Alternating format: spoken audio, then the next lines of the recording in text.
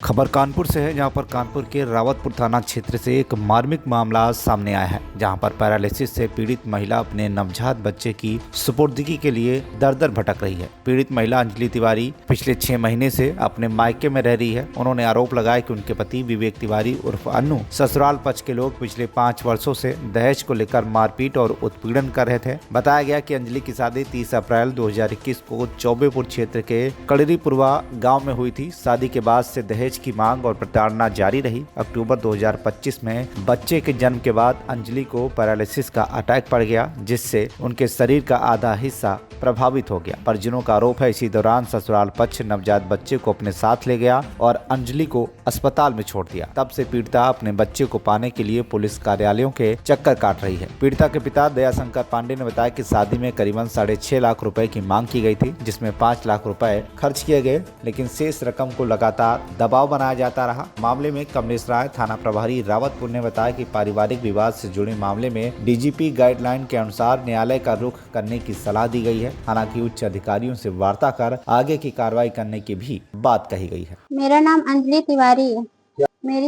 मेरी शादी कड़लीपुरवा में हुई थी अन्नू तिवारी के साथ। जब से शादी हुई तब से मुझे दहेज के लिए मेरे ससुराल वालों ने प्रताड़ित करना शुरू कर दिया। इतना प्रताड़ित किया कि पहले बच्चे नहीं हुए इसलिए प्रताड़ित किया, फिर दहेज मांगा। तो मेरे घर वाले एक सिंपल फैमिली है, पूरा दहेज नहीं दे पाए, कहीं से कुछ करा करू के देते रहे, लेकिन फिर भी वो लोग नहीं माने कि फिर हमारे नंदोई बोले कि इसको छोड़ दो, हम तुम्हारी दूसरी शादी करवा देंगे।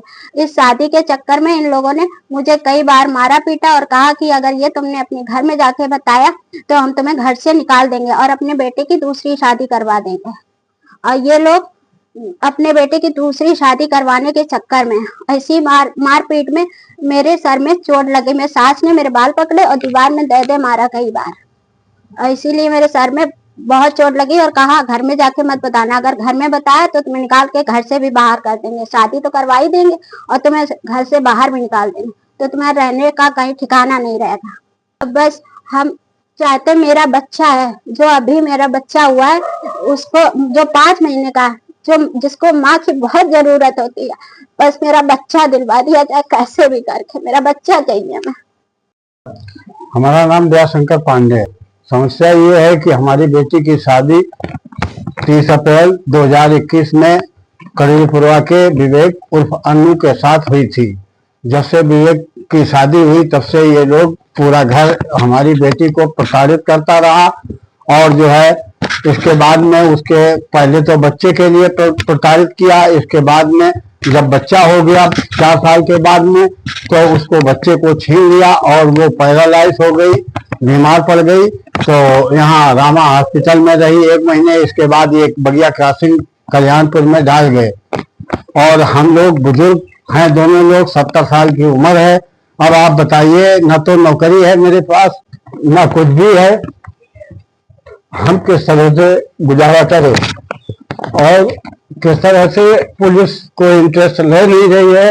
लिहाजा मेरी अधिकारियों से यही अनुरोध है कि मेरी बेटी को बच्चा दिलाया जाए और मेरे साथ इंसाफ किया जाए। पुलिस कह रही है कि हम नहीं जानते हैं, कोर्ट से आप लीजिए बच्चा।